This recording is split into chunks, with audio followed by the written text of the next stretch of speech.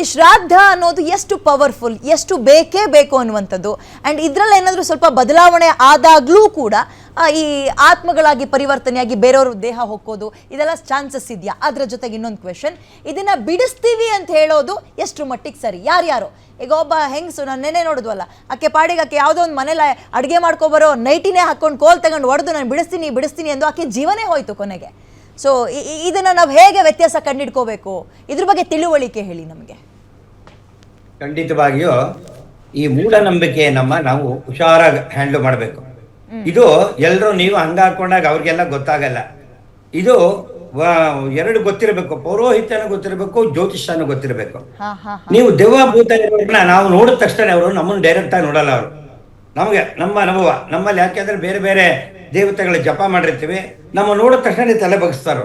ನಾವು 5-6 ಇನ್ಸಿಡೆಂಟ್ ಇದೆ ನೋಡಕ್ಕೆ. ಕಾಲಿನ ಮುಂದ್ಗಡೆ ಸರೆಂಡರ್ ಆಗೋದು ಅಂತನಾ? ಅದೇ ಡೈರೆಕ್ಟ್ ಆಗಿ ನೋಡಲ್ಲ ನಮ್ಮನವರು, ನಮ್ಗೆ ಅಲ್ಲೇ ಗೊತ್ತಾಗ್ಬಿಡುತ್ತದು.